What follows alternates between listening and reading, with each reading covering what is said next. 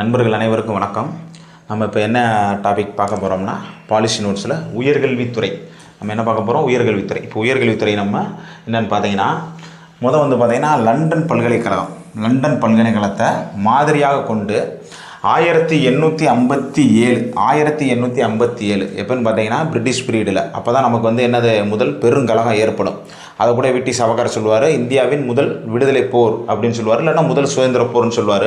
அப்போ பெருங்கழகம் 1857 நடக்கும். 1858 தான் விக்டோரியா மகாராணி பேரறிக்கையை வெளியிடப்படுவாங்க. அப்போ பிரிட்டிஷ் அரசில் 1857 அப்பயே லண்டனில் இருக்கிற பல்கலைக்கழகத்தை மாதிரியாக கொண்டு நம்ம சென்னையில் முதல் பல்கலைக்கழகத்தை தொடங்குறாங்க. அப்போ சென்னை பல்கலைக்கழகம் பார்த்தீங்கன்னா முதல் பெருங்கழகம் எப்போ நடந்ததோ அப்பயே இங்கே சென்னையில் பல்கலைக்கழகத்தை தொடங்கிறாங்க. அதுதான் 1857 முதல் இது நிறுவப்பட்டது. இது என்னன்னா, இந்தியாவில் பிற பல்கலைக்கழகங்கள் நிறுவுவதற்கு அடித்தளமாக அமைந்தது என்னது? நம்ம இந்த சென்னை பல்கலைக்கழகம் தான். இப்படியே இந்தியாவில் வேறு யூனிவர்சிட்டிகள் தொடங்குறதுக்கு அடித்தளமாக அமைந்தது நம்ம சென்னை பல்கலைக்கழகம் மட்டும்தான். அதே மாதிரி பார்த்தீங்கன்னா டேட்டாவில் பார்த்தீங்கன்னா உயர்கல்வியில் மாணவர் சேர்க்கையில் இந்திய அளவில் யார் முதலிடம்? நம்ம தமிழ்நாடு தான் முதலிடமாக இருக்காங்க. எப்படி? உயர்கல்வி சேர்க்கையில் இந்திய அளவில் மாணவர் சேர்க்கையில் நம்ம தமிழ்நாடு தான் முதலிடம் வைக்கிறாங்க. ஏன் முதலிடம் வைக்கிறான்னா, அந்த உயர்கல்விக்கு போகும் மாணவர்களுக்காக தமிழ்நாடு அரசு பல திட்டங்களை கொண்டு வந்திருக்காங்க. என்னது? புதுமை பெண் திட்டம், தமிழ் புதல்வன் திட்டம், இந்த மாதிரி சில திட்டங்கள் மூலமாக நிறையா திட்டங்களை கொண்டு வர உயர்கல்வியில் மாணவர் சேர்க்கை அதிகரிச்சிருக்கு. அந்த உயர்கல்வி மாணவர் சேர்க்கைக்கு என்னென்ன திட்டங்களை தமிழ்நாடு அரசு செயல்பட்டுருக்கு அப்படின்னு சொல்கிறது தான் இந்த பாலிசி நோட்டில் உயர்கல்வி துறையை பற்றி நம்ம இப்போ பார்க்க போகிறோம். இதில் என்னன்னு பார்த்தீங்கன்னா, national institutional ranking frame work NIRF அவங்க தேசிய நிறுவன தரவரிசை கட்டமைப்பு. அவங்க யார்? தேசிய நிறுவன தரவரிசை கட்டமைப்பு. இவங்க தான் ரேங்க் கொடுப்பாங்க. இந்த யூனிவர்சிட்டி இந்த ரேங்க்கு இந்திய அளவில் எப்படி, உலக அளவில் எப்படி அப்படின்னு சொல்லி கொடுப்பாங்க. அதில் பெரும்பாலும் பார்த்தீங்கன்னா இந்த NIRF தேசிய நிறுவனத்தில் பார்த்தீங்கன்னா நம்மளுக்கு அண்ணா யூனிவர்சிட்டியில் இருக்காங்கல்ல, அவங்களாம் பார்த்தீங்கன்னா இந்திய அளவில் 13வது இடத்துல இருப்பாங்க. அப்போ சென்னை பல்கலைக்கழகம் பார்த்தீங்கன்னா என்ன ரேங்க் வர்றாங்க அப்படின்றத எல்லா விவரத்தையுமே இந்த NIRF தான் சொல்கிறாங்க. அவங்க தான் அது national institute ranking frame work, தேசிய நிறுவன தரவரிசை கட்டமைப்பு. அதில் நம்ம தமிழ்நாட்டில் இருக்க சில பல்கலைக்கழகங்கள் சிறப்பான தரவரிசையை பெற்றிருக்குன்னு இந்த NIRF தான் சொல்கிறாங்க. நம்ம அடுத்து என்னென்ன இந்த உயர்கல்வித்துறைக்கு மாணவர் சேர்க்கை அதிகமாக இருக்குது, இந்திய அளவில் நம்ம தான் முதலிடம் இருக்குன்னு சொல்கிறாங்க. அப்போ எப்படி என்னென்ன திட்டங்கள் மூலமாக நம்ம இந்த உயர்கல்வியில் மாணவர் சேர்க்கை அதிகரிச்சிருக்கோன்றதை இப்போ நம்ம பார்ப்போம். இப்போ பார்த்தீங்கன்னா நம்ம தமிழ்நாடு அரசு அறிவிச்சிருக்க திட்டம் என்னென்னா, தமிழ் புதல்வன் திட்டம் 2024. தமிழ் புதல்வன் திட்டம் 2024. இது எப்போன்னு பார்த்தீங்கன்னா, இது தொடக்கம் பார்த்தீங்கன்னா ஆகஸ்ட் 9, 2024. என்னது? ஆகஸ்ட் 9, 2024 கோவை அரசு கல்லூரியில் நம்ம தமிழக முதல்வராலேயே இந்த திட்டம் தொடங்கி வைக்க பண்ணியிருக்கு. இந்த திட்டத்தோட நோக்கம் என்னன்னு பார்த்தீங்கன்னா, அரசு பள்ளி மாணவர்களின் உயர்கல்வி சேர்க்கையை அதிகரிக்கணும். என்ன சொல்கிறாங்க? அரசு பள்ளி மாணவர்களின் உயர்கல்வி சேர்க்கையை அதிகரிக்கணும் அப்படின்னு சொல்கிறாங்க. இது என்ன பயன்படுறதுன்னா, 6 to 12ஆம் வகுப்பு அரசு பள்ளியில் படித்த மாணவர்களும் அரசு உதவி பெறும் பள்ளியில் படித்த மாணவர்களும் தமிழ் வழியில் தான் முக்கியம். தமிழ் வழியில் பயின்று கல்லூரி சேரும் மாணவர்களுக்கு என்ன செய்கிறாங்கன்னா, மாதந்தோறும் 1000 ரூபா வழங்குறாங்க. இந்த 1000 ரூபா அப்படின்னா அந்த மாணவரோட வங்கி கணக்கையே வழங்குறாங்க. இப்போ இந்த உயர்கல்வித்துறையில் பார்த்தீங்கன்னா நம்ம இதில் எப்படின்னா school and education, higher education இருக்கும். இந்த டிபார்ட்மெண்ட்டில் நீங்கள் போஸ்டிங் எடுத்தீங்கன்னா நீங்கள் அந்த கல்லூரியில் வேலை பார்ப்பீங்க.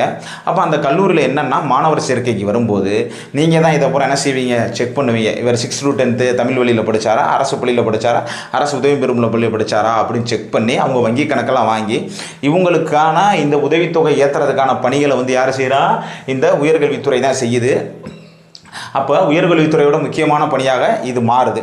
இப்போ பார்த்தீங்கன்னா இதில் ஆங்கில மீடியத்தில் படித்தவங்களுக்கு கொடுக்குறாங்கன்னா இல்லை, ஆங்கில மீடியம் படித்தவங்களுக்கு கொடுக்க மாட்டாங்க. வேறு ப்ரைவேட் ஸ்கூலில் படிச்சுட்டு வந்தவங்களுக்கும் இந்த உதவித்தொகை கிடையாது. அப்போ கிராமப்புறங்களில் அரசு பள்ளியிலையும் அரசு உதவி பெறும் படித்த தமிழ் வழி மாணவர்கள் இடைநிற்றலை குறைப்பதற்காக, படிக்கிறதுக்கு பணம் இல்லாமல் நின்றக்கூடாதுன்னு இடைநிற்றலை குறைப்பதற்காகவும், அவங்க இந்த படிக்கும்போது கல்வி உபகரணங்கள், புக்கு இதெல்லாம் வாங்க பணம் இல்லாமல் இருக்கக்கூடாது சொல்கிறதுக்காகவும், அவங்க கல்வி உபகரணங்கள் வாங்குறதுக்காகவும் இந்த 1000 ரூபாயை மாதம் அவர்களது வங்கி கணக்கில் நம்ம தமிழ்நாடு அரசு வைக்குது. இதனால் மாணவர் சேர்க்கையை அதிகரிச்சிருக்கு. இப்போ இந்த இதில் பார்த்தீங்கன்னா தமிழ்நாட்டில் மட்டும் 3.2 லட்சம் மாணவர்கள் இதில் பயனடைகிறாங்க. இந்த தமிழ் புதல்வன் திட்டத்தில் பயனடைகிறாங்க. இப்போ பார்த்தீங்கன்னா இந்த தமிழ் புதல்வன் திட்டம் ஆகஸ்ட் 9, 2024 தொடங்கியிருக்காங்கன்னு அப்படின்னு சொல்லிட்டாங்க. நம்ம அப்போ இந்த ஆகஸ்ட் 9 பார்த்துட்டு போகணும்ல ஷார்ட்கட்டு. நம்ம ஒரு டேட்டா பார்த்தா அந்த டேட்டா போய் நிப்பாட்டிட்டு தான் போவோம். ஆகஸ்ட் 9 வேறு என்ன தினம் இருக்குது? ஆகஸ்ட்டில் பார்த்தீங்கன்னா ஆகஸ்ட் 6 பார்த்தீங்கன்னா ஹிரோஷிமா இருக்குல்ல, ஜப்பானில் ஹிரோஷிமாவில் தான் ஆகஸ்ட் 6 அது என்னது ஹிரோஷிமா தினம். அது பேர் என்னது? ஆகஸ்ட் 6 ஹிரோஷிமா தினம். ஹிரோஷிமாவில் வந்து குண்டு போட்டனால அந்த ஆகஸ்ட் 6 சொல்கிறாங்க. அதுக்கு வந்து ஹீரோவை வந்து நீங்கள் ஹீரோன்னு வச்சுக்கோங்க. ஹீரோ வந்து 6னா 6ல் வந்து அந்த குண்டு பேர் என்னன்னா லிட்டில் பாய். அந்த குண்டு பேர் என்னது? Little boy. அப்போ பார்த்தீங்கன்னா 6 அவர் 6க்குள்ளே ஹீரோவை தூக்கி போட்டாங்கன்னு வச்சுக்கோங்க. 6க்குள்ளே ஹீரோவை தூக்கி போட்டாங்க. அந்த ஹீரோ எப்படி இருந்தார்? லிட்டில் பாயாக இருந்தாருன்னு வச்சுக்கிட்டிங்கன்னா ஒரு 6ல் தான் குண்டு போட்டாங்க. அந்த 6 வந்து அந்த 6க்குள்ளே ஹீரோவை தூக்கி போட்டாங்க. அந்த ஹீரோ வந்து லிட்டில் பாயாக இருந்தார். நீங்கள் ஷார்ட்கட் வச்சுக்கிட்டிங்கன்னா 6 வந்து ஹிரோஷிமா தினம். அதே 9 பார்த்தீங்கன்னா நாகசாகி தினம். 9ஆம் தேதி தான், ஆகஸ்ட் 9 தான் அந்த நாகசாகியை ஜப்பானில் அவங்க கொண்டு போடுறாங்க. அப்போ நாகசாகினா நகரத்தில் போட்டாங்க. நகரத்தில் பார்த்தீங்கன்னா அவர் என்னவாக இருந்தார்னா ஃபேட்டாக இருந்தார், ஃபேட் பாய். அந்த குண்டு பேர் என்னது? Fat boy. இப்போ ஆகஸ்ட் 9 ஃபேட் பாயாக இருந்தனால நகரத்தில் கொண்டு போட்டாங்க. அது நாகசாகி தினம்னு வச்சுக்கலாம். ஆகஸ்ட் 9 நாகசாகி தினம். இன்னொன்று என்ன பார்த்தீங்கன்னா ஆகஸ்ட் 8 நம்ம வெள்ளையனே வெளியேறு குயிக் இந்திய மூவ்மெண்ட் 1942 வெள்ளையனே வெளியேறு இயக்கம் ஸ்டார்ட் ஆகிடும். கரெக்டாக ஆகஸ்ட் 8 ஸ்டார்ட் ஆகும். ஆனால் ஆகஸ்ட் 9 தான் அந்த தீர்மானத்தின்படி மகாத்மா காந்தி என்ன சொல்கிறாரு? இந்த வெள்ளையனே வெளியேறத்தில் செய் அல்லது செத்து மடி. என்ன சொல்கிறாரு? செய் அல்லது செத்து மடின்னு ஆகஸ்ட் 9 தான் சொல்கிறாரு. அப்போ நம்மளும் இந்த ஆகஸ்ட் 9 என்ன சொல்கிறோம்? ஒன்று படி அப்படின்னு சொல்கிறான். செய் அல்லது செத்து மடி, முதல்ல படி அப்படின்னு நம்ம இதில் சொல்கிறோம்னு வச்சுக்கோங்க. அப்போ ஆகஸ்ட் 9 என்னது? வெள்ளையனே வெளியேறு இயக்கம், நாகசாகி இயக்கம். நாகசாகியில் கொண்டு போட்டதுனால நாகசாகி தினம். அப்போ ஆகஸ்ட் 6 ஹிரோஷிமா தினம், ஆகஸ்ட் 9 நாகசாகி மற்றும் வெள்ளையனே வெளியேறு தினம். அன்றைக்கி தான் என்னது? செய் அல்லது செத்து முடின்னு மகாத்மா காந்தியோட வீர உரை இருந்தது. இன்னொன்று பார்த்தீங்கன்னா ஆகஸ்ட் 12 ஆகஸ்ட் 12 என்னது? International youth day. என்னது? இன்டர்நேஷ்னல் யூத் டேவா 1999 ஐநா வந்து அறிவிக்கிறாங்க. 12 ஆகஸ்ட் 12 இன்டர்நேஷ்னல் யூத் டே, உலக இளைஞர் தினம். எப்படி? உலக இளைஞர் தினம். அப்போ நீங்கள் என்ன ஷார்ட்கட் வச்சுக்கிறீங்க? இவங்க 12வது படித்தோன்னே தான் எங்கே போகிறாங்க? ஹையர் ஸ்டடிக்கு போகிறாங்க. அப்போ 12வது முடிக்கிறவன் தான் இளைஞர், யூத்னு வச்சுக்கோங்க. 12வது முடிக்கிறவன் தான் யார்? யூத். அப்போ 12 முடித்தா யூத். ஆகஸ்ட் 12 யூத் டேன்னு வச்சுக்கோங்க. இதே இது ஜனவரி 12 இருக்குது. அதுவும் என்னது? தேசிய இளைஞர் தினம். ஏன் தேசிய இளைஞர் தினம்? விவேகானந்தர் அவர்களுடைய பிறந்தநாள் தான். அந்த 12 வந்து ஜனவரி 12 தேசிய இளைஞர் தினமாக கொண்டாடுறோம். இதே இது ஆகஸ்ட் 12 பார்த்தீங்கன்னா இன்டர்நேஷ்னல் யூத் டேவாக கொண்டாடுறோம். இது ஐநா வந்து அறிவிச்சிருக்கு. அதுக்கப்புறம் என்ன பார்த்துக்கலாம்? ஆகஸ்ட்டில் முக்கியமானதுதான் ஆகஸ்ட் 15. என்னது 15? நம்ம இந்தியாவோட சுதந்திர தினம். அடுத்து பார்த்தீங்கன்னா ஆகஸ்ட் 19 ஆகஸ்ட் 19 என்னன்னா உலக மனிதநேய தினம். என்னது? உலக மனிதநேய தினம், உலக புகைப்பட தினம். 2 இருக்குது. உலக மனிதநேய தினமும் ஒன்று இருக்குது, உலக புகைப்பட தினமும் இருக்குது. அதுவும் ஐநா அறிவிச்சது. இப்போ இந்த 19 நீங்கள் பார்த்தீங்கன்னா நம்ம 19க்கு ஷார்ட்கட் பார்த்துக்கலாம். ஒரு 1 ஒரு 9ன்னு வச்சுக்கோங்க. நம்ம ஒரு ஆள் மனித நேயம்னா 9னா நீங்கள் வந்து நயன்தாராவை கூட வச்சுக்கோங்க ஷார்ட்கட்டுக்கு. அப்போது நம்ம ஒரு ஆள் நயன்தாராவை நேசிக்கணும் அப்படின்னு வச்சுக்கோங்க. ஒன்று என்னது? நம்ம ஒரு ஆள் நயன்தாராவை நேசிக்கணும். அப்போ 1 9 என்னென்னா மனித நேயம். அவங்க கூட என்ன எடுக்கணும்? புகைப்படம் எடுக்கணும்னு வச்சுக்கோங்க. அப்போ 19 என்னது? ஆகஸ்ட் 19 உலக மனிதநேய தினம், உலக புகைப்பட தினம். அப்போ ஒரு ஆள் நயன்தாராவை மனிதநேயமாக நேசிக்கணும், நயன்தாரா கூட புகைப்படம் எடுக்கணும்னு வச்சுக்கோங்க. ஆகஸ்ட் 19 உலக மனிதநேய தினம். இன்னொன்று என்னென்னா உலக புகைப்பட தினம். இதில் வேறு என்ன தினம் அப்படின்னு ஸ்பெஷலாக வருதுன்னு பார்த்தீங்கன்னா நம்மளுக்கு ஆகஸ்ட் 29. என்னது? ஆகஸ்ட் 29 நம்ம தேசிய விளையாட்டு தினம். என்னது தேசிய விளையாட்டு தினம்? பார்த்தீங்கன்னா நம்ம தயான் சந்த் அவரோட பிறந்த தினம் தான் தேசிய விளையாட்டு தினமாக கொண்டாடுறாங்க. அப்போ நீங்கள் என்ன பார்த்தீங்கன்னா 2 தடவை நயன்தாரா போய் விளையாட்டில் பங்கு பெறுறாங்கன்னு வச்சுக்கோங்க. 2 தடவை நயன்தாரா போய் என்னது விளையாட்டை பார்க்குறாங்கன்னு வச்சுக்கோங்க. பிகிலில் கூட வந்து என்னன்னு பார்த்தீங்கன்னா ஒரு விளையாட்டுக்கு வந்து அவங்க வந்து ஃபிசியோதெரபிஸ்ட்டாக இருப்பாங்க. அப்போ 2 தடவை என்ன நயனுக்கு என்ன வச்சுருந்தான்? நயன்தாரான்னு வச்சுருந்தான். அப்போ 2க்கு நயன்தாரா வந்து என்னென்னா விளையாடுறாங்க, 2 தடவை விளையாடுறாங்க அப்படின்னு வச்சுக்கிட்டிங்கன்னா அன்றைக்கி என்னது? விளையாட்டு தினம். ஒரு தடவை விளையாட மாட்டாங்க, காலையில் ஒரு ஆட்டம் சாயந்தரம் ஒரு ஆட்டம். 2 தடவை நயன்தாரா விளையாடுறாங்க நீங்கள் வச்சுன்னா 2-9. அப்போ 2-9 என்னது? தேசிய விளையாட்டு தினம். இப்போ நீங்கள் என்ன பார்த்துட்டோம்? ஆகஸ்ட் 9க்கு நம்ம பார்த்தாச்சு. ஃபஸ்ட்டு என்னது? ஆகஸ்ட் 6 ஹிரோஷிமா, ஆகஸ்ட் 9 நாகசாகி மற்றும் வெள்ளையனே வெளியேறு. அன்னைக்கு தான் ஆகஸ்ட் 9க்கு தான் என்ன செஞ்சுருக்காங்க? தமிழ் புத்தாண்டு ஒன்று தொடங்கியிருக்காங்க. அப்போ 24 எப்படி நிப்பாட்டா அப்படின்னா 24 மணி நேரத்தில் மாணவரை கொண்டு வந்து டக்குன்னு சேர்க்கணும் அப்படின்னு சொல்லி ஆர்டர் போடுறாங்க. அப்போ 24 மணி நேரத்தில் மாணவரை கொண்டு வந்து சேர்த்துடுறாங்க உயர்கல்விக்கு அப்படின்ட்டு நிப்பாட்டிங்க. அப்போ ஆகஸ்ட் 9 24.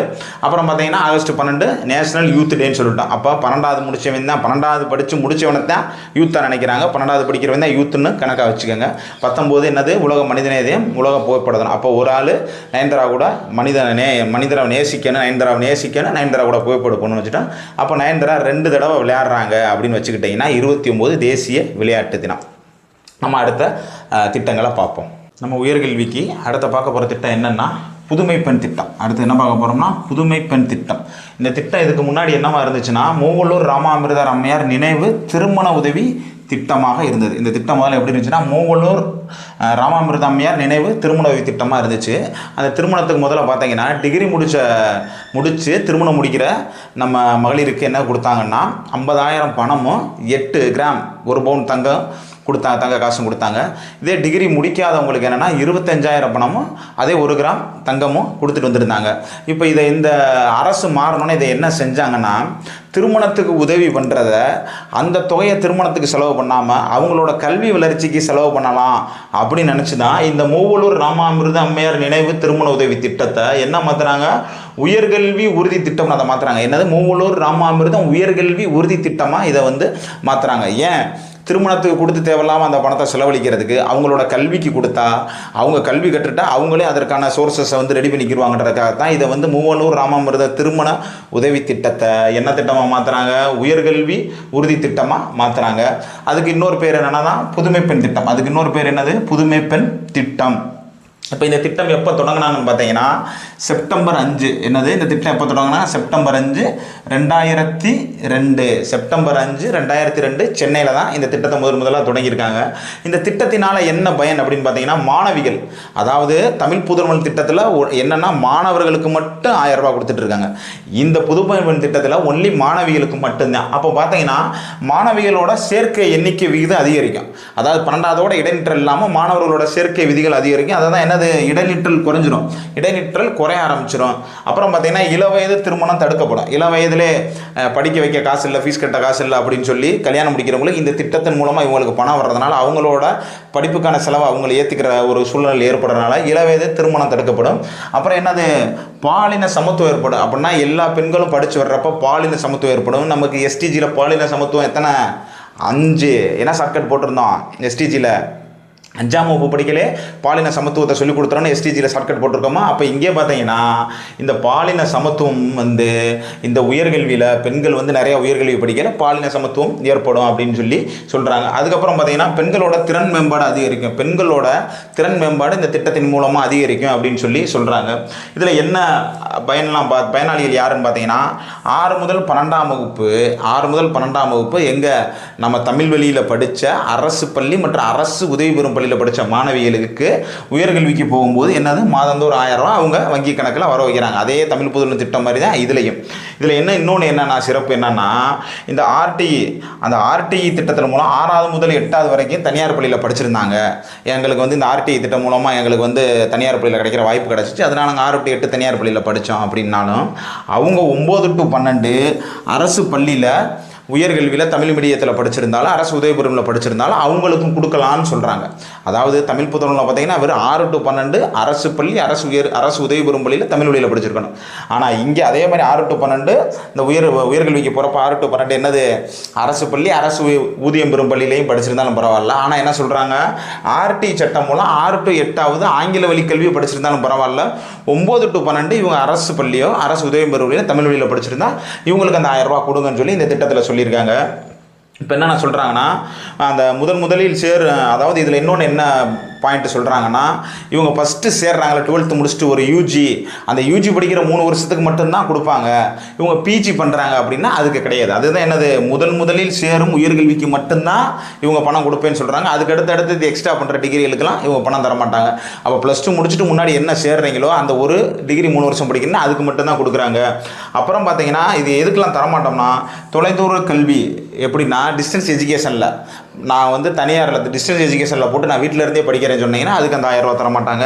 அப்புறம் என்னது அங்கீகரிக்கப்படாத கல்வி நிறுவனம் அப்படின்னா இந்த நிறையா இருக்குது, நர்சிங் கோர்ஸு அது இதுன்னு ஏகப்பட்ட கோர்ஸ்கள் வந்து அங்கீகரிக்கப்படாத கல்வி நிறுவனங்களில் இருக்குது. அதில் போய் சேர்ந்துக்கிட்டு எனக்கு 1000 ரூபா கொடுங்கன்னா அதுக்கும் தரமாட்டாங்க. அப்படின்றப்ப என்னென்னா தொலைதூர கல்வி டிஸ்டன்ஸ் எஜுகேஷனில் படித்தா தரமாட்டாங்க, அங்கீகரிக்கப்படாத கல்வி நிறுவனத்தில் படித்தா இந்த 1000 ரூபா அவங்களுக்கு வழங்கப்படாது. அதுதான் எது பயனற்றவர்கள்னு சொல்கிறது. இப்போ 2025 இந்த திட்டத்தை திருத்தியிருக்காங்க. இந்த திட்டத்தில் திருநங்கை திருநம்பி அவங்களையும் சேர்த்துருக்காங்க. இந்த திட்டத்தில் திருநங்கை திருநம்பியை சேர்த்துருக்காங்க.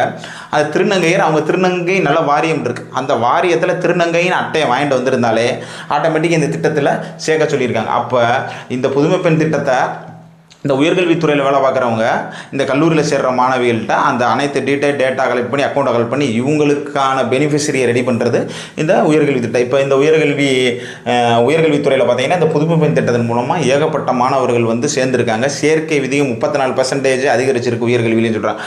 அதுபோக பார்த்தீங்கன்னா இந்த திட்டத்தில் பயன்பெறவங்க இப்போ பார்த்தீங்கன்னா 4.6 லட்சம் மாணவிகள் 4.6 லட்சம் மாணவிகள் இந்த திட்டத்தில் பயன்பெறாங்கன்னு சொல்கிறாங்க.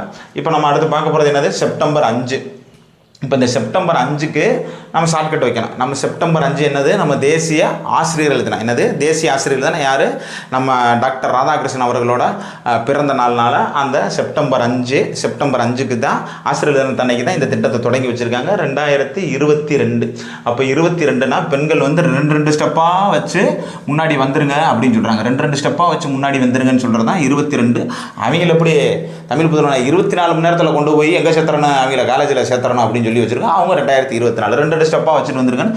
அப்போ செப்டம்பர் 5 என்னது, நம்ம தேசிய ஆசிரியர் தினம். இப்போ செப்டம்பர் 8 பார்த்தீங்கன்னா என்னது, உலக எழுத்தறிவு தினம், லிட்ரசி டே, உலக எழுத்தறிவு தினம். நம்ம 8க்கு எப்பயுமே என்னன்னு போட்டிருக்கோம், வெயிட்டுன்னு போட்டிருக்கோம். அப்போ வெயிட்டு எழுத்தறிவு படித்தவங்க தான் இந்த உலகத்தில் வெயிட்டாக இருக்காங்கன்னு வச்சுக்கோங்க, அதாவது திறம்பட இருக்காங்கன்ற மாதிரி வச்சுக்கோங்க. அப்போ 8 உலக எழுத்தறிவு தினம், வேர்ல்டு லிட்ரசி டே. அப்போ 8 பார்த்தாச்சு. இப்போ பார்த்தீங்கன்னா நம்மளுக்கு செப்டம்பர் 11 பார்க்கலாம். செப்டம்பர் 11 என்னன்னா நம்ம மகாகவி பாரதியோட நினைவு தினம். செப்டம்பர் 11 என்னது, மகாகவி பாரதியோட நினைவு தினம். அப்புறம் நம்மளுக்கு என்னன்னு பார்த்தோம்னா செப்டம்பர் 15 இது 5 வந்து தேசிய ஆசிரியர் தினம் மாதிரி, இந்த செப்டம்பர் 15 வேர்ல்டு டெமோக்ரஸி டே. என்னது, வேர்ல்டு டெமோக்ரஸி டே, உலக ஜனநாயக தினம். என்னது, உலக ஜனநாயக தினம் என்ன அறிவிச்சிருக்காங்க. அப்போ இந்த செப்டம்பர் 15 நம்மதில் இங்கே என்னன்னு பார்த்தா செப்டம்பர் 15 இங்கே நம்ம அறிஞர் அண்ணா பிறந்திருக்கார். 1909 காஞ்சிபுரத்தில் செப்டம்பர் 15 தான் என்னது, அண்ணா பிறந்தார். அண்ணா பிறந்த நாள் செப்டம்பர் 15 தான். நீங்கள் இப்போ கூட பார்த்தீங்கன்னா அந்த தாய்மாமன் சிறு அந்த குழந்தைகளுக்கு மோதிரம் அறிவிக்கிற திட்டம் எப்போ, இந்த செப்டம்பர் 15 தான் தொடங்கி வைக்க போகிறோம்னு சொல்கிறாங்க. பட் எப்போ அதிலிருந்து அப்ளிகல் ஆகும்னா இந்த ஜூன் 23 பிறந்த குழந்தைகளுக்கு சேர்த்து வழங்கப்படும் சொல்லி இப்போ சொல்லியிருக்காங்க. அது ஒரு கரண்ட் அஃபேர்ஸ் நோட் பண்ணிக்கங்க நீங்கள். இப்போ செப்டம்பர் 15 அண்ணா பிறந்தார். அண்ணா பிறந்தோன்னே அங்கே என்ன செஞ்சிடறாங்க, நேரடியாக அதை தான் உலக ஜனநாயக தினமாக அறிவிங்கடான்னு சொல்லி ஐநா அறிவிச்சிருச்சுன்னு கூட நீங்கள் ஷார்ட்கட்டாக வச்சுக்கோங்க. அப்போ செப்டம்பர் 15 வேர்ல்டு டெமோக்ரஸி டே. இப்போ பார்த்தீங்கன்னா அடுத்து செப்டம்பர் 16 பாருங்கள். செப்டம்பர் 16 என்னென்னா உலக ஓசோன் தினம். என்னது, ஒருத்தன் போய் ஒரு ஆறில் உட்காந்து வானத்தை பார்க்குறேன், என்ன விழுந்துருச்சு, வானத்தில் ஓட்டை விழுந்துருச்சுன்னு வச்சுக்கோங்க. அப்போ ஓசானில் ஓட்டை விழுந்துருச்சுன்னு ஏற்கனவே சொல்லியிருக்காங்க. அப்போ ஒருத்தன் போய் ஒரு ஆறில் உட்காந்து பார்த்தா என்ன விழுந்துருச்சு, ஓட்டை விழுந்துருச்சு. ஆறில் போய் உட்காந்து பார்த்தா ஓட்டை விழுந்துருச்சு. அப்போ 16 வந்து செப்டம்பர் 16 உலக ஓசான் தினம். அப்போ இன்னொன்று இருக்குது, என்ன இருக்குது, செப்டம்பர் 21 இருக்குது. என்னது, செப்டம்பர் 21 என்னது, உலக அமைதி தினம். செப்டம்பர் 21 என்னன்னா உலக அமைதி தினம் அப்படின்னு சொல்லி சொல்கிறாங்க. உலக அமைதி தினம் சொல்கிறாங்க. அப்போ ரெண்டு பேர் இருந்து என்ன செஞ்சுக்கிட்டு இருக்காங்க, சண்டை போட்டுக்கிட்டே தானே இருப்பாங்க. அப்போ 2 பேரும் சேர்ந்து என்னவா இருக்கணும், ஒருத்தனை அமைதியாக ஒருத்தன் இருக்கிற மாதிரி இருக்கணும்னு வச்சுக்கோங்க. 2 பேரும் சேர்ந்து ஒருத்தன் இருக்கிற மாதிரி அமைதியாக இருந்தால் தான் என்னது உலக அமைதி தினம். எப்படி, செப்டம்பர், நீங்கள் செப்டம்பருக்குன்னு கூட நீங்கள் செருப்புன்னு வச்சுக்கோங்க. அப்போ 2 பேரும் செருப்பை போட்டுக்கிட்டு சவுண்டு இல்லாமல் ஒருத்தனை அமைதியாக இருக்கணும் அப்படின்னு வச்சா அது உலக அமைதி தினம். அடுத்து பாருங்கள் 27 உலக சுற்றுலா தினம். என்னது, உலக சுற்றுலா தினம். அப்போ 2 பேரும் செருப்பை மாட்டிக்கிட்டு 7 நாள் எங்கே போயிடுறாங்க, சுத்த போயிடுறாங்கன்னு ஷார்ட்கட் வச்சுக்கோங்க. 2 பேர் செருப்பை மாட்டிக்கிட்டு 7 நாள் சுற்றி எடுத்துடுறாங்க. அப்போ 27 என்னது, சுற்றுலா தினம். அடுத்து பார்த்தீங்கன்னா 29 இருக்குது. அடுத்து என்ன இருக்குது, 29 அதே செப்டம்பர் 29 என்னதுன்னா உலக இதய தினம். என்னது, உலக இதய தினம். நீங்கள் அங்கே பார்த்தீங்க ஆகஸ்ட்னு அக்குன்னு கூட வச்சுக்கோங்க. ஆகஸ்ட்டில் 2 நயன்தாரா போய் காலையிலே 2 தடவை நயன்தாரா விளையாடுறாங்க அப்படின்னு வச்சான். அப்போ விளையாடுறாங்கன்னா வச்சா தேசிய விளையாட்டுதுன்னா, இப்போ 2 தடவை நீங்கள் நயன்தாராவை பார்த்துட்டு வந்தீங்கன்னா உங்களுக்கு இதயம் ஹார்ட் பீட்டு கூடிடுதுன்னு கூட வச்சுக்கோங்க. அவங்க நயன்தாரா செருப்பு போட்டுட்டு வந்திருக்காங்க, நீங்கள் கூட செருப்பு போட்டு போங்கன்னு வச்சுக்கோங்க.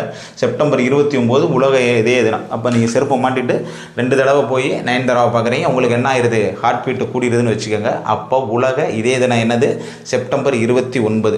இப்போ முக்கியமான தினம் நமக்கு இங்கே என்ன பார்த்தா செப்டம்பர் 5 நம்ம தேசிய ஆசிரியர் தினம் பார்த்துட்டோம். அப்புறம் என்ன பார்த்தா செப்டம்பர் 11 நம்ம மகாகவி சுப்பிரமணிய பாரதியாரின் நினைவு தினம். அதை வச்சு தான் இந்த இளைஞர்கள் இளம் கவிஞர் விருது வேறு அன்னைக்கு செப்டம்பர் 11 தான் வழங்குறாங்க. சரிங்களா?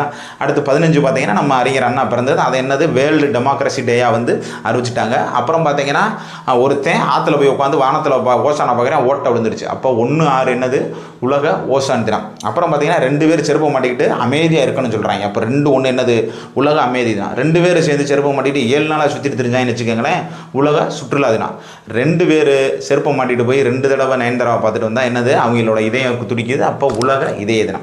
இப்போ இந்த செப்டம்பர் மாதம் சிறப்பு டேட்டெல்லாம் நீங்கள் பார்த்துட்டீங்க. நம்ம இப்போ அடுத்த ஸ்கீமை என்னன்னு பார்ப்போம். நம்ம உயர்கல்வித்துறையில் அடுத்த திட்டம் என்னன்னு பார்த்தீங்கன்னா, பெருந்தலைவர் காமராஜர் கல்லூரி மேம்பாட்டு திட்டம் 2022ன்னு பெருந்தலைவர் காமராஜர் கல்லூரி மேம்பாட்டு திட்டம்னு இந்த திட்டத்தை தொடங்குறாங்க. இது என்னென்னா 2022-23 பட்ஜெட்லேயே இந்த திட்டத்தை பற்றி சொல்கிறாங்க. கல்லூரிகளுக்கு உட்கட்டமைப்பு மேம்படுத்தல், காலேஜில் இன்ஃப்ராஸ்ட்ரக்சர் அதை வந்து டெவலப் பண்ணணும் அப்படின்னு சொல்லி தான் இது சொல்கிறாங்க. கல்லூரிகளோட உட்கட்டமைப்பை மேம்படுத்துவதான் இது என்னது, பெருந்தலைவர் காமராஜர் கல்லூரி மேம்பாட்டு திட்டம். இதில் என்னென்ன சிறப்புகள்னு பார்த்தீங்கன்னா, கூடுதல் வகுப்பறை கட்டுங்க. ஒரு கல்லூரி இருந்தால், அரசு கல்லூரி இருந்தால் அதில் கூடுதல் வகுப்பறை கட்டுங்க, அதில் ஆய்வகங்கள் கட்டுங்க, பணிமனைகளை ஏற்படுத்துங்க, கழிப்பறை வசதிகளை ஏற்படுத்துங்க, உணவறை எல்லாம் ஏற்படுத்துங்க அப்படின்னு சொல்லி ஒரு பட்ஜெட்டில் ஒரு தொகையை ஒதுக்கி தான் இந்த பெருந்தலைவர் காமராஜர் கல்லூரி மேம்பாட்டு திட்டத்தை செஞ்சுருக்காங்க. கல்லூரியோட உட்கட்டமைப்பை மேம்படுத்துறது, அதில் வந்து பார்த்தீங்கன்னா கூடுதல் வகுப்பறை, ஆய்வகங்கள், பணிமனைகள், கழிவறைகள் வசதிகள் எல்லாம் ஏற்படுத்தணும்னு சொல்லியிருக்காங்க. இது தமிழ்நாட்டில் அரசு 55 அரசு கலை அறிவியல் கல்லூரிகளில், ஆர்ட்ஸ் அண்ட் சயின்ஸ் காலேஜில் 55 காலேஜில் வந்து தமிழ்நாட்டில் இதை செயல்படுத்துங்க, அரசு கல்லூரிக்கு இந்த திட்டங்களை செயல்படுத்துங்கன்னு சொல்லியிருக்காங்க. அதுபோக 26 தொழில்நுட்ப கல்லூரிகள், இன்ஜினியரிங் காலேஜ் 26 அரசு தொழில்நுட்ப கல்லூரிகளில் இதை செயல்படுத்துங்கன்னு சொல்லி இந்த பெருந்தலைவர் காமராஜர் கல்லூரி மேம்பாட்டு திட்டம் அறிவிச்சிருக்காங்க. இப்படி இந்த திட்டத்தின் மூலமாக வந்து பார்த்தீங்கன்னா ஒரு கல்லூரியில் இன்ஃப்ராஸ்ட்ரக்சரை டெவலப் பண்ணுற கூடுதல் வகுப்பறை எல்லாமே நல்லா செலவழிக்கும் போது மாணவர்கள் வந்து அதிக மாணவர்கள் வந்து உயர்கல்வியில் வந்து படிக்கிறதுக்கு ரொம்ப எளிமையாகவும் அவங்களுக்கான வசதிகள் இதில் ஏற்படுத்தி கொடுக்குற பட்சத்தில் அவங்க வந்து இன்னும் நிறைய பேர் படிப்பாங்கன்னு சொல்கிறதுக்காக தான் இந்த பெருந்தலைவர் காமராஜர் கல்லூரி மேம்பாட்டு திட்டத்தை 2022 அறிவிச்சிருக்காங்க. அப்போ நீங்கள் அதே ஷார்ட்கட்டு தான், புதுமை பெண்ணுக்கு எப்படி 2 ஸ்டெப்பாக வச்சு வர்ற மாதிரி தமிழ்நாடு அரசு 2 ஸ்டெப்பாக வச்சு அந்த அரசு கல்லூரிகளுக்கெல்லாம் அப்படியே டெவலப்மெண்ட் பண்ணிக்கிட்டு இருக்காங்க அப்படின்னு சொல்லி வச்சுக்கோங்க. அதான் பெருந்தலைவர் காமராஜர் கல்லூரி மேம்பாட்டு திட்டம். இந்த 4வது திட்டம் பார்த்தீங்கன்னா கட்டணமில்லா பேருந்து பயண சலுகை திட்டம். இந்த திட்டம் பார்த்தீங்கன்னா மாணவர்கள் கல்லூரிக்கு போயிட்டு வர்றதுக்காக இலவச பாஸ் கொடுக்குறாங்க. இப்போ மாணவர்களுக்கு 12வது படிக்கல என்னது, மிதிவண்டி சக்கரம் சைக்கிள் கொடுத்துட்றாங்க, சைக்கிள்லையும் போயிட்டு வந்துக்கலாம். அதை காட்டி ரொம்ப தொலைவாக இருக்குது, சைக்கிளில் போக முடியாத பட்சத்தில் மாணவர்கள் அரசு பேருந்தில் இலவசமாக போயிட்டு வர்றதுக்கு என்னது, கட்டணமில்லா பேருந்து பயண சலுகை அதை வந்து கொடுக்குறாங்க. இந்த திட்டத்தில் நீங்கள் பார்த்தீங்கன்னா 2024 படி 40 லட்சம் மாணவர்கள் 2024-25 கல்வியாண்டில் ஒரு 40 லட்சம் மாணவர்கள் இதில் வந்து பயன்பெறாங்க அப்படின்னு சொல்லியிருக்காங்க. இப்போ நம்ம அதுக்கு அடுத்த திட்டம் என்னன்னு பார்ப்போம். உயர்கல்வியில் அடுத்த திட்டம் என்னன்னு பார்த்தீங்கன்னா, பாரதி இளம் கவிஞர் விருது 2022 முதல் 2023 அந்த கல்வியாண்டில் தான் இதை தொடங்கியிருக்காங்க. பாரதியார் நினைவு நாளான செப்டம்பர் 11 அன்று, பாரதியார் நினைவு நாளான செப்டம்பர் 11 அன்று, பாரதியார் பிறந்த தினம் வந்து என்னன்னா டிசம்பர் 11. நம்ம டிசம்பர் 11 அப்புறம் பார்ப்போம். டிசம்பர் 1 பார்த்தீங்கன்னா எய்ட்ஸ் தினம், டிசம்பர் 9 லஞ்ச ஒழிப்பு தினம் இதெல்லாம் இருக்குது. நம்ம அதுக்கடுத்த வகுப்புல அந்த இதை பார்த்துக்கலாம். இப்போ பார்த்தீங்கன்னா பாரதி இளம் கவிஞர் விருது பார்த்தீங்கன்னா 2022 தொடங்கியிருக்காங்க. பாரதி நினைவு நாள் செப்டம்பர் 11 அன்று தொடங்கி மாநில அளவில், தமிழ்நாட்டில் மாநில அளவில் என்னது கவிதை போட்டி நடத்துகிறாங்க. கவிதை போட்டி நடத்தி அதில் ஒரே ஒரு மாணவனையும் ஒரு மாணவியையும் வெற்றியாளராக தேர்ந்தெடுத்து அவங்களுக்கு சான்றிதழும் என்ன வழங்குறாங்க, 1 லட்சம் ரூபாய், என்னது 1 லட்சம் ரூபாய் ரொக்கமும் பரிசாக வழங்குறாங்க. அது என்னது, பாரதி இளம் கவிஞர் விருது. இதை வந்து பார்த்தீங்கன்னா பாரதி செப்டம்பர் 11 அன்று தொடங்கி மாநில அளவில் கவிதை போட்டியை நடத்தி ஒரு மாணவன் ஒரு மாணவியை மட்டும் தேர்ந்தெடுத்து என்ன செய்கிறாங்கன்னா சான்றிதழ் 1 லட்சம் ரூபாய் ரொக்க பரிசும் வழங்குறாங்க இந்த பாரதி இளம் கவிஞர் விருது. அப்புறம் பார்த்தீங்கன்னா தமிழ் வழியில் பயிலும் மாணவர்களுக்கு உதவித்தொகை கொடுக்குறாங்க. தமிழ் வழியில் பிஎஸ்டிஎம் சொல்கிறோம்ல டிகிரி, அந்த பிஎஸ்டிஎம் தமிழ் வழியில் படிக்கிற மாணவர்களுக்கு வந்து உதவித்தொகை 1971-72 இதை வந்து அறிமுகப்படுத்திட்டாங்க. இப்போ பார்த்தீங்கன்னா 2008-2019 ஆண்டுக்கு அந்த தமிழ் வழியில் படிக்கிற மாணவருக்கு எவ்வளோ ரூபாய் 900 கொடுக்குறாங்க. ஆண்டுக்கு எவ்வளவு 900 ரூபாய் வந்து அந்த மாணவர்களுக்கு தமிழ் வழியில் பிஏ தமிழோ பிஏ ஹிஸ்ட்ரியோ வந்து தமிழ் வழியில் நீங்கள் படித்தீங்கன்னா அவங்களுக்கு ஆண்டுக்கு 900 ரூபாய் இந்த தமிழ் வழி பயிலும் மாணவர்களுக்கு உதவித்தொகையாக கொடுக்குறாங்க. இதன் மூலம் தமிழ் வழி படிக்கிறவங்களுக்கு எண்ணிக்கை அதிகரிக்கின்றதுக்காக அந்த மாணவர்களுக்கு உதவித்தொகை ஆண்டுக்கு 900 ரூபாய் கொடுக்குறாங்க.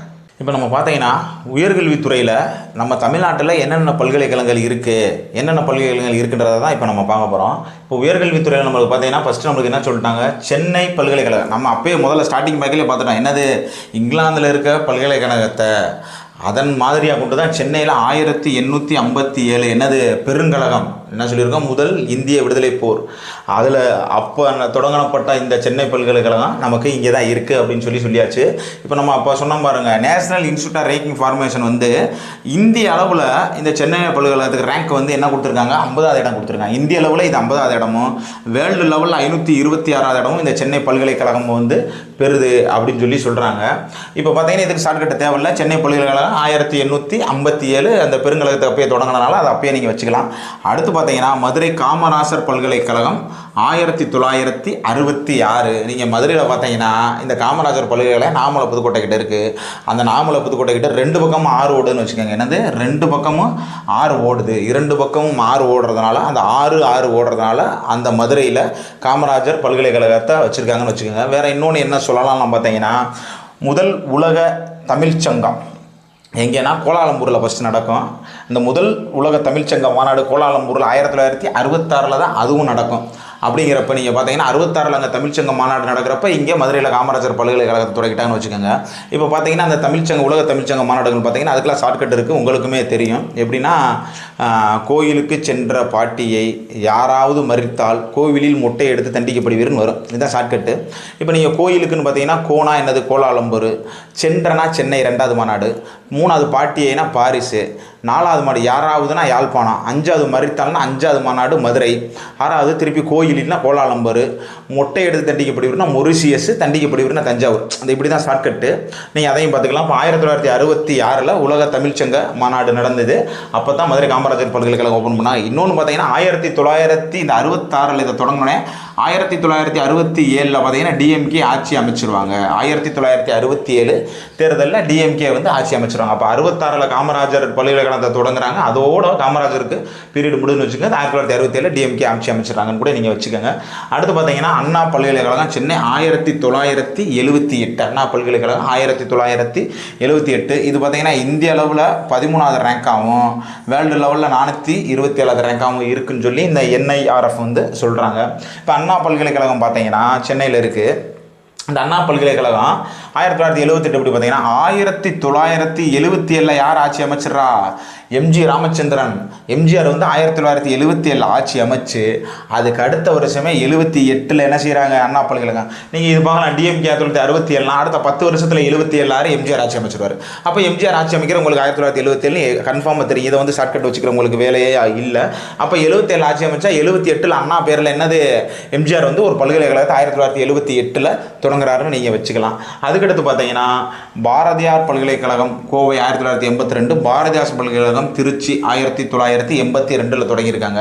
இப்போ இது என்னன்னு பார்த்தீங்கன்னா, நமக்கு 1981 5வது உலகத்தமிழ் மாநாடு எங்கே நடக்கும், மதுரையில் நடக்கும். என்னது 5வது உலகத்தமிழ் நாடு மதுரையில் நடக்கும். அந்த மதுரையில் கூட நம்ம தேவநேய பாவனர் வந்து பேசுவார். எப்போ பேசுவார், ஜனவரி 5/1/1981 தேவநேய பாவனர் பேசுவார். என்னது மாந்தமிழன் தோற்றமும் தமிழனின் மரபும் சொல்கிற தலைப்பில் தான் பேசுவார். பேசிட்டு 15/1 அடுத்த 10 நாள்லேயே தேவநேய பாவனர் இறந்துருவார். நம்ம தேவநேய பாவனர் பார்த்திங்கன்னா உங்களுக்கு சிலபஸில் ஒரு டாப்பிக்கில் இருக்கார். அவர் கூட சொல்லுவார், என்னது எனக்கு வறுமை உண்டு, மனைவி மக்கள் உண்டு, அதோட என்ன இருக்குது எனக்கு மானமும் உண்டுன்னு கூட சொல்லுவார். அப்போ பார்த்தீங்கன்னா அவர் வந்து தமிழ் வழியிலே அவருக்கு 174 பேர் நிறைய சிறப்புகள்லாம் இருக்குது. அது அவரோட சப்ஜெக்ட் நம்ம பார்க்கும்போது அவரை தெளிவாகவே உங்களுக்கு நாங்கள் ஈஸியாக அவரை ஷார்ட்கட்டிலே சொல்லி கொடுத்துட்றோம். இப்போ பார்த்தீங்கன்னா 1981 5வது மதுரையில் மாநாடு நடக்குது. அதுவும் எம்ஜிஆர் பீரியடு. எம்ஜிஆர் தான் உலக தமிழ்ச்சங்க மாநாடாக மதுரையில் 1981 5வது மாநாடு. நான் உங்களுக்கு அந்த இதிலே ஷார்ட்கட் சொல்லியிருக்கோம். அப்போ யாராவது மறித்தான் சொல்கிறப்போ மதுரைன்னு சொன்னோம்ல, அப்போ அந்த மதுரையில் இந்த உலகத்தமிழ் மாநாடு நடக்கிறப்பயே அதுக்கு அடுத்த வருஷம் என்ன சொல்லிடுவாங்கன்னா, இந்த 2 பல்கலைக்கழகத்தை தொடங்குகிறோம். ஒன்று பாரதியார் பல்கலைக்கழகம் கோவை, இன்னொன்று பாரதிதாசன் பல்கலைக்கழகம் திருச்சி அப்படின்னு சொல்லிடுவாங்க. அப்போ 1982 அந்த 5வது மாநாடு முடிஞ்சோடனே அடுத்த வருஷம் என்ன நடக்குதுன்னா 1982 பாரதியார் எங்கே கோவை, நீங்கள் போய் கோவையில் பார்த்தீங்கன்னா பாரதிதாசன் யூனிவர்சிட்டின்னு இருக்கும். அடுத்து பார்த்தீங்கன்னா பாரதிதாசன் யூனிவர்சிட்டி நம்ம திருச்சியில் இருக்குது. அப்போ 1982 நம்ம இந்த 2 பேர் பெரிய ஆளுமைகள்னு வச்சுக்கோங்க. யார்? பாரதிதாசன் 2 பேர். இன்னொரு ஷார்ட்கட் வச்சுக்கிட்டிங்கன்னா 8 என்னது வெயிட்டான ஆளுங்க இவங்க 2 பேரும் வச்சுக்கோங்க. ரொம்ப பெரிய ஆளுங்க அவங்க 2 பேர்த்துக்கும் ஒரே வருஷத்தில் தொடங்கியிருப்பாங்க. அப்போ 82 பாரதியார் கோவை, பாரதிதாசன் திருச்சி. அடுத்து பார்த்தீங்கன்னா அன்னை தெரசா மகளிர் பல்கலைக்கழகம் 1984. 1964 ஜவஹர்லால் நேரு இறந்துருவார். 1984 யார் இறந்துருவாங்கன்னா இந்திரா காந்தி, நம்ம பாரத பிரதமர் இந்திரா காந்தியை துப்பாக்கியால் சுட்டு கொண்டுருவாங்க. அப்போ 1984 இந்திரா காந்தி அங்கே இறக்குறப்ப இங்கே என்ன செய்கிறாங்கன்னா அன்னை தெரசா மகளிர் பல்கலைக்கழகம் கொடைக்கானலில் ஆரம்பிக்கிறாங்க. தமிழ்நாட்டில் உள்ள ஃபஸ்ட்டு மகளிர் பல்கலைக்கழகம் இது என்னதான் அன்னை தெரசா மகளிர் பல்கலைக்கழகம் தான். இந்தியாவில் இது மகளிரோட 3வது பல்கலைக்கழகம். இந்தியாவில் இது மகளிரோட 3வது பல்கலைக்கழகம். அப்போ அன்னை தெரசா மகளிர் 1984.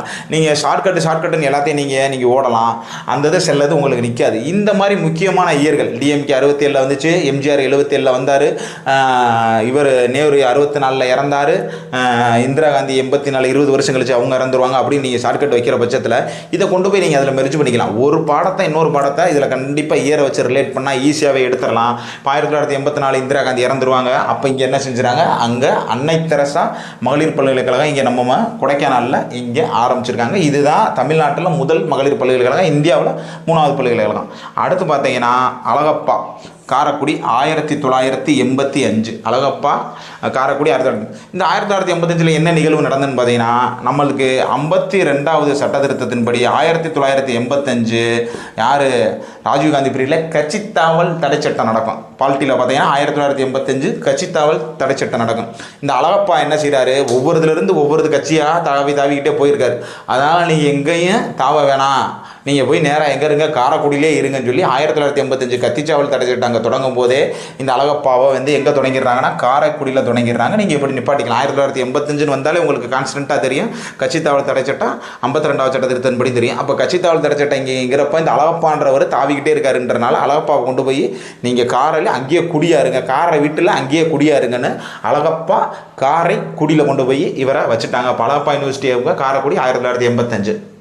அடுத்து பார்த்தீங்கன்னா மனோன்மணியம் சுந்தரனார் இன்ஸ்டியூட் திருநெல்வேலி, மனோன்மணியம் சுந்தரனார் பல்கலைக்கழகம் திருநெல்வேலி 1990. நீங்கள் இதுக்கு வேணால் ஷார்ட் வச்சுக்கலாம். இந்த மனோன்மணியம்னு ஒரு பாட்டி 90 வயசு வரைக்கும் இருந்துச்சு. இந்த மனோன்மணியம் பாட்டி 90 வயசு இருந்துச்சு. இந்த மனோன்மணியம் சுந்தரனார் யூனிவர்சிட்டி திருநெல்வேலி, பாளையங்கோட்டை, தென்காசி இந்த சுற்று வட்டாரத்தில் இருக்கிறவங்க மாணவர்களுக்கெல்லாம் ரொம்ப பயன்படுறது. அப்போ மனோன்மணிய சுந்தரனார் பல்கலைக்கழகம் திருநெல்வேலி எப்போ 1990. அப்போ மனோன்மணியன் பாட்டி 90 வயசு வரைக்கும் இருந்துச்சுன்னு சொல்லி நீங்கள் ஷார்ட்கட் வச்சுக்கோங்க. அடுத்து பெரியார் சேலம்னு நீங்கள் வச்சுக்கோங்க. பெரியாருக்கு சேலம் 97 வச்சுக்கோங்க. 97னா பெரியார் 97 வயசு வரைக்கும் வாழ்ந்தார். பெரியார் 97 வயசு வாழ்ந்தனால 1997 பெரியாருக்கு சேலம் அப்படின்னு வச்சுக்கோங்க. பெரியார் எத்தனை வயசு வரைக்கும் வாழ்ந்தார், ஷார்ட்கட்டு 97 வயசு வரைக்கும் வாழ்ந்தார். அப்போ பெரியார் சேலம் 1997. அப்புறம் பார்த்தீங்கன்னா தமிழ்நாடு திறந்தநிலை பல்கலைக்கழகம் சென்னை. எங்கே? தமிழ்நாடு திறந்தநிலை பல்கலைக்கழகம் சென்னை. 2 திறந்த நிலைன்னு வச்சுக்கோங்களேன். ஒரு வீட்டு பார்த்தீங்கன்னா 2 கதவு இருக்கும். எப்படி டோர், இப்படி ஒரு டோரு, இப்படி ஒரு டோரு, 2 டோர் இருக்குமா? அப்போ 2 டோரு, அப்போ கதவை திறந்தால் 2 டோரை தான் திறக்கணும். அப்போ 2002 தான் வைக்கிறாங்க. 2 டோரை திறந்து உள்ளே போய் பார்த்தீங்கன்னா திருவள்ளுவர் என்ன உட்காந்துருக்காரு, வேலோட உட்காந்துருக்காரு. 2 டோரை திறந்து நீங்கள் போய் பார்த்தீங்கன்னா வீட்டில் கதவுல 2 டோரை திறந்து போகிறீங்க. திறந்தநிலை பல்கலைக்கழகம் 2002. 2 டோரை திறந்து பார்த்தீங்கன்னா திருவள்ளுவர் என்ன உட்காந்துருக்காரு, வேலோட உட்காந்துருக்காருன்னு வச்சுக்கோங்க. அப்போ 2002 அதே திருவள்ளுவர் பல்கலைக்கழகம். வேலுனா என்னது, வேலூர். அப்போ வேலுனா என்னது, வேலூர். அப்போ ஒரு 2 டோர் இருக்குது. 2 டோரை திறக்கிறோம்னா திறந்தநிலை பல்கலைக்கழகம் 2002 சென்னை. திறந்து போய் பார்த்தா திருவள்ளுவர் வேலோட உட்காந்துருக்காரு. அப்போ திருவள்ளுவர் பல்கலைக்கழகம் வேலூர், அதுவும் என்னது 2002. அடுத்து பார்த்தீங்கன்னா தமிழ்நாடு ஆசிரியர் கல்வியியல் பல்கலைக்கழகம் சென்னை 2008. இப்போ ஆசிரியர்கள்லாம் போராட்டம் நடத்தியிருக்காங்க. இந்த 8க்கு என்ன வச்சுக்கோங்க, வெயிட்டுன்னு வச்சுட்டோம். அப்போ வெயிட்டாக இருக்காங்க, அவங்கள தூக்கிட்டு போய் இந்த போலீஸ் வேனில் ஏற்றுவாங்க பாருங்கள். வெயிட்டாக இருந்தாங்க, அவங்கள தூக்கிட்டு போய் ஏற்றுறாங்க. அப்போ தமிழ்நாடு ஆசிரியர் கல்வியியல் கழகம் ஆசிரியர் வெயிட்டாக இருக்காங்க. அப்போ ஆசிரியர் கல்வி கழகம் என்னது, சென்னை 2008. தமிழ்நாடு ஆசிரியர் கல்வி கழகம் 2008 சென்னை. அடுத்து அண்ணாமலை பல்கலைக்கழகம் சிதம்பரம். அண்ணாமலை பல்கலைக்கழகம் சிதம்பரம் 29 அண்ணாமலை பல்கலைக்கழகம் 29. நீங்கள் வந்து என்ன பார்த்தீங்கன்னா அண்ணாமலை படத்தில் 2 நயன்தாரா நடித்தாங்கன்னு தாராளமாக நீங்கள் வச்சுக்கலாம். என்னது அண்ணாமலை பல்கலைக்கழகத்தில் நம்ம நயன்தாராவே சர்டிஃபிகேட் யூஸ் பண்ணலாம். அண்ணாமலை படத்தில் 2 நயன்தாரா நடிச்சிருக்காங்க. ஆமாம் 2 நயன்தாரா. அப்போ 1929 அண்ணாமலை பல்கலைக்கழகம் சிதம்பரம். இப்போ நீங்கள் இந்த பல்கலைக்கழகத்தெல்லாம் வந்து ஓரளவு ஷார்ட்கட்லேயும் ஓரளவு நம்மளோட வேற ஒரு இயராக மேட்ச் பண்ணி வச்சுருக்கோம். நீங்கள் ஒரு தடவை இதை பார்த்துக்கிட்டீங்கன்னா தெரியும். இதிலிருந்து நமக்கு கொஸ்டின் வர வாய்ப்புகள் இருக்குது. அப்போ பாலிசி நோட்ஸில் இவ்வளவு பல்கலைக்கழகங்கள் வந்து உயர்கல்வித்துறை வந்து மேனேஜ் பண்ணிகிட்டு இருக்காங்க அப்படின்ற தகவலை இதில் தெரிவிச்சுக்கிட்டு இருக்காங்க. நம்ம உயர்கல்வியில் அடுத்த திட்டங்கள் என்னென்னு பார்த்தீங்கன்னா தமிழ்நாடு மாநில உயர்கல்வி மன்றம் அப்படின்னு ஒரு மன்றத்தை ஏற்படுத்துகிறாங்க. தமிழ்நாடு மாநில உயர்கல்வி மன்றம்னு 1992 ஏற்படுத்துகிறாங்க. இதோட இது என்னன்னு பார்த்தீங்கன்னா உயர்கல்வியை ஊக்குவிக்கும் வகையில் கல்வி திட்டங்களை செயல்படுத்துறது தான் இதோட முக்கிய நோக்கமே. என்னது தமிழ்நாடு மாநில உயர்கல்வி மன்றம் இந்த அமைப்போட வேலையே உயர்கல்வியை ஊக்குவிக்கும் வகையில் கல்வி திட்டங்களை செயல்படுத்தணும். உயர்கல்வியை எப்படி டெவலப் பண்ணணும் அப்படின்ற கல்வி திட்டத்தை வைக்கணும். இதுக்கு பேர் Tamil Nadu state council for higher education. Tamil Nadu state council for higher education தான் இதோட பேர். தமிழ்நாடு மாநில உயர்கல்வி மன்றம் 1992. இப்போ இந்த 92 எப்படி பண்ணுறோம்? நம்ம ஏற்கனவே என்ன சொல்லிடுறோம்? 92. இந்த 1992 தமிழ்நாட்டில் என்ன திட்டம்னா தொட்டில் குழந்தை திட்டம் கொண்டு வருவாங்க. எப்படி முன்னாள் முதல்வர் மாண்புமிகு புரட்சி தலைவி ஜெயலலிதா அவர்கள் என்ன சொல்லுவாங்க? 1902 என்னது தொட்டில் குழந்தை திட்டத்தை அப்போ தான் கொண்டுட்டு வர்றாங்க. அப்போ என்னது நாம் 20 நமக்கு 20 இருக்கு. அப்போ 20 பேருக்கு மேலே இருந்தால் 2 பேருக்கு மேலே இருந்தால் வந்து தொட்டியில் போடுங்கன்னு கூட வச்சுக்கோங்க. அப்போ அந்த தொட்டியில் போடணும். தமிழ்நாடு உயர்கல்வி மன்றமும் 1992 தான் தொடங்குறாங்க. 1992 தொட்டில் குழந்தை திட்டமும் அப்போ தான் தொடங்குறாங்க. அப்போ உயர்கல்விக்கு படிக்கணும்னா 2 பேராக இருந்தால் 3வது பேரையும் உயர்கல்விக்கு படிக்க வைக்கணும்னு சொல்லி வச்சுங்க. மாநில உயர்கல்வி மன்றம் 1992 இது உயர்கல்விக்கு கல்வி திட்டங்களை செயல்படுத்துறா இதோட வேலை. அடுத்து பார்த்தீங்கன்னா தேசிய உயர்கல்வி திட்டம். என்னது தேசிய உயர்கல்வி திட்டம்? இது வந்து 2013. இப்போ பார்த்தீங்கன்னா ராஷ்ட்ரிய உச்கா சிக்ஷான் அபியான் இது பேர். என்னது ராஷ்ட்ரிய உச்ச சிக்ஷன் அபியான். இந்த RUSA அது பேர் என்னது ரூசா. இது பேர் என்னது ரூசா. இந்த உயர்கல்வி திட்டத்தோட பேர் என்னது ரூசா. இந்த தமிழில் பார்த்தீங்கன்னா ரூசா. அப்போ இந்த ரூசான்றது 3 வர்றதுனால 3ஆ வச்சுருக்கோம். அப்போ தேசிய உயர்கல்வி திட்டம் 2013. இந்த தேசிய உயர்கல்வி திட்டம் 2013. இந்த 2013 இன்னொன்று எந்த வந்துச்சுன்னா தேசிய உணவு பாதுகாப்பு சட்டம் 2013 தான் கொண்டு வர்றாங்க. அப்போ உயர்கல்விக்கு உணவு கொடுக்குறதா கூட நீங்கள் வச்சுக்கோங்க. இதில் என்னென்னா பார்த்தீங்கன்னா உயர்கல்வியை உயர்த்துதல் தான் இந்த இதோட மேம்பாடு. இதற்கு வந்து பார்த்தீங்கன்னா மத்திய அரசு 60%, மாநில அரசு 40%. அந்த உயர்கல்வியை வந்து அங்கே இருக்கிற கல்லூரிகளுக்கெல்லாம் உட்கட்டமைப்பு மேம்படுத்துறது தான் இந்த உயர்கல்வி இந்த ரூசா திட்டம். எத்தனை? மத்திய அரசு 60%, மாநில அரசு 40% கொடுக்குறாங்க. இதுக்கு ரூசா 1. முதல் தொடங்கினது 2015 தொடங்கினாங்க. ரூசா 2.0 எப்போ தொடங்கினாங்கன்னு பார்த்தீங்கன்னா 2018 தொடங்க. இப்போ என்ன போய்கிட்டு இருக்குன்னா ரூசா 3.0 அதுதான் இப்போ நடந்துட்டுருக்கு. இப்போ கரண்ட்டில் ரூசா இது என்னன்னா கல்லூரிகளுக்கு உட்கட்டமைப்பை ஏற்படுத்த மத்திய அரசு 60%, மாநில அரசு 40% போட்டு உள்கட்டமைப்பை ஏற்படுத்துறது தான் இந்த தேசிய உயர்கல்வி திட்டத்தோட நோக்கம். அடுத்து பார்த்தீங்கன்னா அறிவியல் நகரம். அடுத்து என்னது அறிவியல் நகரம் சயின்ஸ் சிட்டி 1998. இது என்னன்னு பார்த்தீங்கன்னா அறிவியலோட முக்கியத்துவத்தை மாணவர்களுக்கு தெரிவிக்கிறது. அறிவியலின் முக்கியத்துவத்தை மாணவர்களுக்கு தெரிவிக்கிறது, மாணவர்கள்ட்ட கொண்டு போய் சேர்க்கிறது. அதுபோக அறிவியல் தொழில்நுட்ப வளர்ச்சியை மாணவர்களுக்கும் ஆசிரியர்களுக்கும் சொல்கிறது. அறிவியலோட தொழில்நுட்ப வளர்ச்சியை மாணவர்களுக்கும் ஆசிரியருக்கும் சேர்க்கிறது தான் இந்த அறிவியல் நகரம் சயின்ஸ் சிட்டி. இந்த 98 பார்த்தீங்கன்னா இந்த 9-8 பார்த்தீங்கன்னு வச்சுக்கோங்க. 9-8 பார்த்தீங்கன்னா நைட்டுன்னு கூட சொல்லலாம். 9-8 என்ன சொல்லலாம்? நைட்டுன்னு சொல்லலாம். இந்த அறிவியல் நகரம் எப்போ செயல்படும்? நைட்டு மட்டும்தான் செயல்படும் வச்சுக்கோங்க. அந்த நைட்டுன்னு வச்சுக்கலாம். இந்த அறிவியல் நகரம் எப்போ? நைட்டில் மட்டும்தான் செயல்படும். இந்த அறிவியல் தொழில்நுட்பத்தை மாணவர்களுக்கும் ஆசிரியர்களுக்கும் கொண்டு போய் சேர்றதுக்கு தான் இந்த சயின்ஸ் சிட்டி அப்படின்ற இந்த திட்டத்தை தொடங்கியிருக்காங்க. இப்போ நம்ம உயர்கல்வித்துறையில் அடுத்து பார்க்க போகிற முக்கியமான திட்டம் என்னென்னா நான் முதல்வன் திட்டம். இந்த நான் முதல்வன் திட்டம் எப்போ ஆரம்பித்தாங்கன்னா March 1, 2022 தான் இந்த நான் முதல்வன் திட்டத்தை அறிவித்தாங்க. இப்போ இந்த கவர்மெண்ட் இதுக்கு வந்து திறன் மேம்பாடு டிஎன் ஸ்கில்லுன்னு இந்த நான் முதல்வன் திட்டத்துக்கு பேரை மாற்றம் செஞ்சுருக்காங்க. இந்த நான் முதல்வன் திட்டத்தோட நோக்கம் என்னென்னு பார்த்தீங்கன்னா மாணவர்கள் மற்றும் இளைஞர்களுக்கு திறனை மேம்படுத்துவது. மாணவர்கள் மற்றும் இளைஞர்களோட திறனை வந்து மேம்படுத்துறது தான் இந்த நான் முதல்வன் திட்டத்தோட முக்கியமான நோக்கம். ஆண்டுக்கு 10 லட்சம் இளைஞர்கள் இளைஞர்களுக்கு திறன் மேம்பாட்டு பயிற்சி அளிக்கிறது. ஆண்டுக்கு ஒரு 10 லட்சம் இளைஞர்களுக்கு திறன் மேம்பாட்டு பயிற்சி அளிக்கணும்னா இதனோட நோக்கம். அந்த 4 முதல்வன் திட்டத்தில் வர சின்ன சின்ன குறுகிய திட்டங்கள்லாம் என்னென்னு பாருங்கள். அதுக்குள்ளே நான் முதல்வன் திட்டத்துக்குள்ளேருந்து வர திட்டங்கள் என்னன்னு பார்த்தீங்கன்னா, முதல் வந்து பார்த்தீங்கன்னா கல்லூரி கனவு திட்டம். முதல் என்னது? கல்லூரி கனவு திட்டம்னு ஒரு திட்டம் இருக்குது. இந்த திட்டத்தின்படி என்ன, பள்ளி படிப்பிற்கு பின்பு மாணவர்கள் உயர்கல்விக்கு என்ன போகணும் அப்படின்றத மாவட்டந்தோறும் அதை வந்து அறிமுகப்படுத்துகிறாங்க. அது என்னென்னா, +2 முடிச்சுட்டு நான் என்ன படிக்கணும்னு சில மாணவர்கள் தெரியாமல் இருப்பாங்கள்ல, அவங்களுக்கு வந்து உதவுறதுக்காக மாவட்டந்தோறும் இந்த கல்லூரி கனவு திட்டத்தை தொடங்கியிருக்காங்க. இதன்படி சார் நான் காமர்ஸ் படிச்சிருக்கேன்னா நீங்கள் என்ன படிக்கலாம், சிஏ படிக்கலாம், நான் சயின்ஸ் படிச்சிருக்கேன் என்ன படிக்கலாம், பிஎஸ்சியில் என்ன படிக்கலாம், இன்ஜினியரிங் போகலாமா அப்படின்ட்டு என்ன உயர்கல்வி 12வது முடிச்சுன்னா உயர்கல்விக்கு அடுத்து அவங்க என்ன தொடங்கணும் அதற்கான விவரங்கள் எதுவும் அவங்க தெரியாமல் இருக்கிற பட்சத்தில் அந்த கல்லூரி கனவு திட்டத்தின் வாயிலாக உங்கள் கல்லூரி கனவு எப்படி இருக்குன்றதுக்கு பள்ளி படிப்பின் மாணவர்களுக்கு உயர்கல்வி தரும் மாவட்டந்தோறும் ஒரு குழுவை அறிவித்து இந்த குழு வந்து அந்த மாணவர்களுக்கு வந்து தகவல்களை தெரிவிக்கும். இது அந்தந்த பள்ளிகளிலே அந்த குழுவையும் ஏற்படுத்தி இந்த திட்டங்களை செயல்படுத்திட்டு வராங்க. அடுத்து பார்த்தீங்கன்னா உயர்வுக்கு படி திட்டம். அது என்னது? உயர்வுக்கு படி, உயர்வுக்கு நீ படி அப்படின்றது தான் உயர்வுக்கு படி திட்டம். இது எப்படின்னா 12ஆம் வகுப்பு முடிச்சுட்டு மாணவர் வந்து அடுத்து கல்லூரியில் சேராமல் அப்படியே இடைநிற்றல் ஆகிட்டாங்கன்னா அவங்கள பூரா கண்டுபிடிச்சி உயர்வுக்கு நீ படி, 12வது முடிச்சு நீ கல்விக்கு போ அப்படின்னு சொல்கிறது தான் மாணவர்களை கல்லூரியில் சேர்க்கறதுக்கு தான் இந்த திட்டத்துக்கு பேர் என்ன, உயர்வுக்கு படி திட்டம். இவங்க எப்படி சார் கண்டுபிடிப்பாங்க அப்படின்னா, பள்ளியில் 12வது முடிக்கையிலே அந்த பள்ளியில் ஒரு குழு இருக்குது. அந்த குழு வந்து மாணவர்கள் வந்து எங்கெங்கே கல்லூரியில் சேர்ந்துருக்காங்கன்ற விவரத்தை அந்த மாணவர்கள்டிருந்து தொகுத்து வாங்கிடுவாங்க. அப்போ இல்லை நான் சேரலேன்னு எந்த மாணவர்களாக தெரிவிக்கும் பட்சத்தில் அவங்கள கண்டுபிடிச்சி அவங்கள போய் சந்தித்து இந்த மாதிரி உயர்வுக்கு நீ படின்னு சொல்லி இந்த திட்டத்தின் மூலமாக அந்த மாணவரை கல்லூரிக்கு கொண்டு போய் சேர்க்கறது தான் இந்த உயர்வுக்கு படி திட்டம். 12ஆம் வகுப்பு முடிந்து இடைநிற்ற மாணவர்களை கல்லூரியில் கொண்டு போய் சேர்க்கறது தான் இந்த திட்டம். அடுத்து பார்த்தீங்கன்னா மொழிப்பயிற்சி திட்டம். மொழிப்பயிற்சி திட்டம் சில மாணவர்களுக்கு எங்களுக்கு ஆங்கிலத்தில் சிரமமாக இருக்குது அப்படின்ற சூழ்நிலையில் ஏற்படும் பட்சத்தில் சர்வதேச பல்கலைக்கழகத்தோட இணைந்து அவங்களோட இந்த ஆங்கில மொழிப்பயிற்சியை மாணவர்களுக்கு அளிக்கிறாங்க.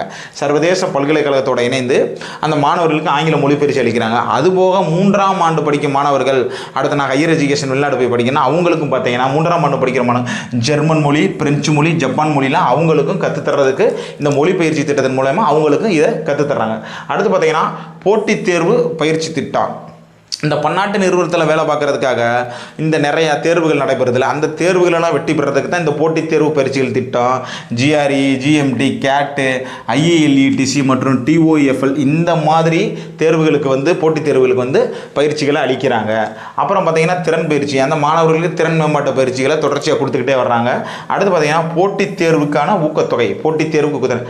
நாட்டின் தலைமைப்பதியான அந்த யூபிஎஸ்சியில் ஐஏஎஸ் ஐபிஎஸ் தேர்வுகளுக்கு நம்ம இளைஞர்கள் அதிக அளவு போகணுன்றதுக்காக இந்த திட்டத்தை கொண்டு வந்திருக்காங்க. அப்போ நாட்டின் தலைமை பதவிகளுக்கு அதிக இளைஞர்களை கொண்டு செய்யணும்னு சொல்லிட்டு ஒவ்வொரு ஆண்டும் ஒரு 1000 மாணவர்களை தேர்ந்தெடுக்கிறாங்க. ஒவ்வொரு ஆண்டும் ஒரு 1000 மாணவர்களை தேர்ந்தெடுத்து அவங்க யூபிஎஸ்சி தயாராவதற்கு, யூபிஎஸ்சி தேர்வு படிக்கிறதுக்கு மாதம் 7500 ரூபா 10 மாதத்துக்கு அந்த மாணவர்களுக்கு வழங்குறாங்க. மாதம் 7500 ரூபா எத்தனை மாதம்? 10 மாதம் அந்த மாணவர்களுக்கு வழங்குறாங்க. அப்போ யூபிஎஸ்சியில் ப்ரிலிமினரி கிளியர் பண்ணி மெயின்ஸ் போனாங்கன்னா மெயின்ஸ் போய் படிக்கிறதுக்காக அவங்களுக்கு மொத்தமாக எவ்வளோ கொடுக்குறாங்க?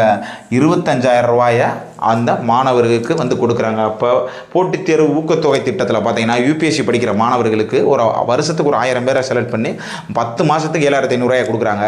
அவங்க ப்ரிலிமினரி மெயின்ஸ் போனாங்கன்னா மொத்தமாக அவங்களுக்கு 25000 இதில் கொடுத்துட்டு வர்றாங்க. அடுத்து பார்த்தீங்கன்னா இளையா என்ற சாட்பாட் ஏஐ ஒரு தளத்தை உருவாக்கி நான் முதல்வன் திட்டத்தில் இளையா சாட்பாட்டு ஒரு ஏஐ தளம் உருவாக்கியிருக்காங்க. இதன் மூலம் மாணவர்களுக்கு திறன்மேம்பாட்டு பயிற்சி என்னென்ன அனைத்து இந்த ஏஐ மூலமாக தெரிஞ்சுக்கிறாங்க. இளையா சாட்பாட்டுன்னு இந்த ஏஐயை உருவாக்கியிருக்காங்க. இப்போ நம்ம உயர்கல்வித்துறைக்கு என்ன பார்த்துருக்கோம்? நான் முதல்வன் திட்டம் இப்போ நம்ம பார்த்துருக்கோம். இப்போ பார்த்தீங்கன்னா இந்த உயர்கல்வித்துறையில் தமிழ் புதல்வன், புதுமை பெண், நான் முதல் இந்த மாதிரி திட்டங்கள்லாம் முக்கியமான திட்டங்கள் என்னென்ன பல்கலைக்கழகம் எல்லாத்தையுமே தெளிவாகவும் ஷார்ட்கட்லையும் பார்த்துருக்கீங்க. இப்போ பாலிசி நோட்ஸில் நம்ம உயர்கல்வி திட்டத்தை கவர் பண்ணியாச்சு. நம்ம அடுத்தடுத்த வகுப்புகளில் என்ன பாலிசி நோட்ஸ் வருதோ அனைத்தையுமே தொடர்ச்சியாக பார்ப்போம். நன்றி, வணக்கம்.